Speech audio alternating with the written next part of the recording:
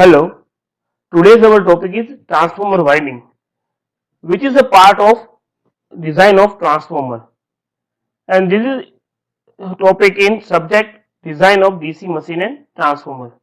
In a previous lecture, we study on the fundamental of transformer, then we study the output equation of transformer, and also the operating characteristics and the design of parameters we have studied. Now we study the transformer has a mainly two parts. One is the transformer core and second one is the transformer winding. Now in this lecture we study on the transformer winding. In transformer winding, two main winding are available, HV winding and LV winding. HV and LV winding also called as the primary and secondary winding. It is based on type of transformer, whether it is step up or it is step down. HV and LV winding further classified on the basis of its wound method or its process. Now we see the different types of winding in a transformer based on how it's wound on the rotor or stator. Now the types of transformer winding. In transformer there is a layer type winding, crossover winding, continuous disc type winding, interleaved winding and helical winding. Now we briefly see these types of winding. Now transformer HV and LV winding. Here in the figure we see that HV and LV winding. Here is also HV and LV winding. Two winding are half in a one link. Here is an HV winding and LV winding, HV winding and LV winding. Here is a limb and here is the yoke. There is a upper yoke and lower yoke. The one which is connected to the voltage source and create the flux is called the primary winding. And here is the primary winding. We source are connected here. And the secondary winding, the voltage is induced by induction is called the secondary winding. Here is the if we use a source as an LV, so it's secondary. If we use HV as a connected to the source, it's called primary. If we connect HV as a load, it's a secondary winding. If the secondary voltage is less than that of primary, the transformer is called a step down transformer. And if the secondary voltage is more, then it is step up transformer. Now the first type of winding is a layer winding. Now see in the figure, in this type of winding, the turn required for winding are wound in one or more concentrate layer and connected in series, with the turns of each layer being wound side by side along the axial length of coil until the layer is full, and the conductor of winding are insulated, and so between turns there will be minimum of 2 thickness of insulation. Between each pair of layer there will be layer of insulation material and air duct. A low voltage winding will generally be wound top to the bottom and bottom to the top, using a continuous conductor until all layers are complete. A low voltage winding will generally be wound top to bottom, so and bottom to top, so using continuous conductor until layers are complete. When the first layer of winding is complete, the winding conductor is laid across the completed layer from bottom to top, and then the next layer is wound again from top to bottom. Now here is the crossover winding. These windings are suitable for small transformer and the comprise of circular cross section and are used for HV winding in a small transformer and distribution range. A number of such coils are joined in series spaced with block which provide insulation as well as duct for cooling.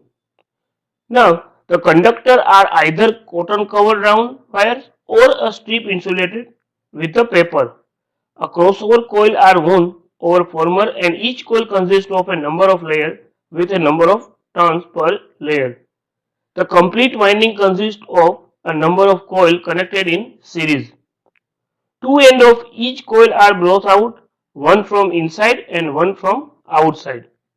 The inside end of coil is connected to outside end and adjacent the coil. Now we see the continuous disk type winding.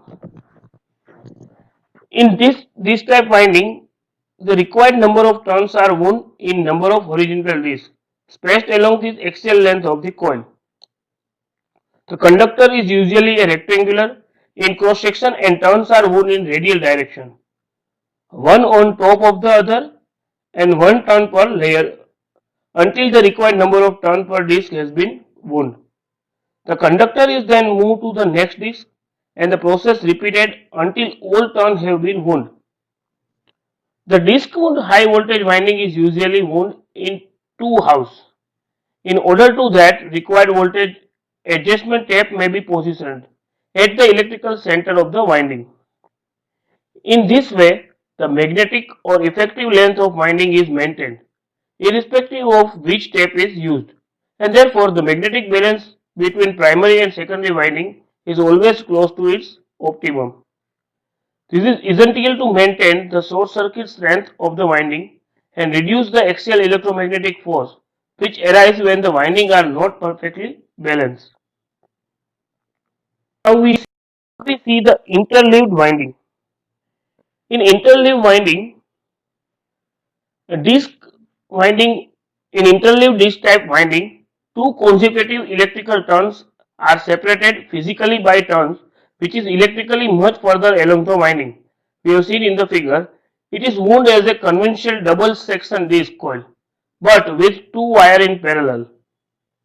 The wires are transported at the inside and the appropriate wire joined together at the outside, thus forming a circuit double section coil.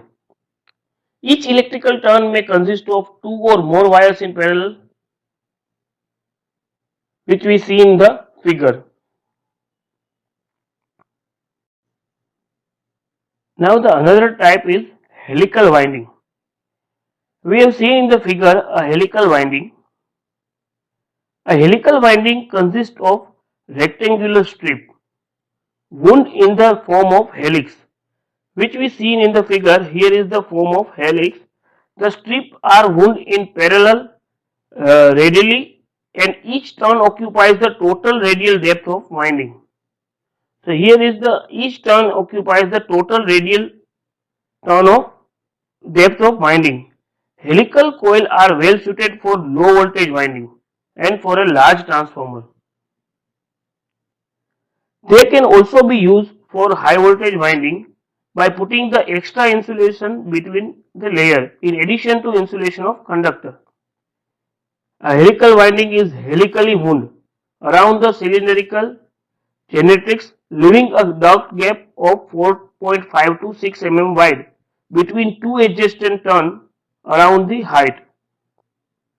A turn of helical winding consists of several parallel rectangular conductors flatwise and close to each other in the radial direction of the winding. For uniform distribution of current between the parallel branches, a transposition of conductor is used, and the helical winding is widely used in a low voltage transformer of medium and especially for high voltage winding. So in this lecture we study on the different types of winding.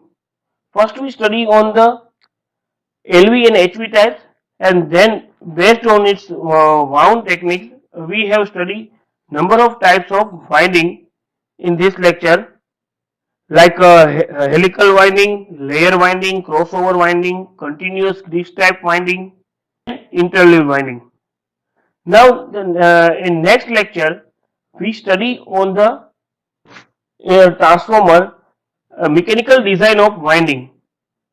In this lecture we have studied how to wound a winding in a transformer, and then we study mechanical design of winding. In this mechanical design of winding we have studied on the mechanical how the mechanical force are acting on the transformer winding due to the effect of current are flowing in them, and this flux current, when current is flowing and the flux will produce and the leakage flux will generate, and this leakage flux links the winding, and how the two winding are mechanically force are developed. So next lecture we study on them. Thank you.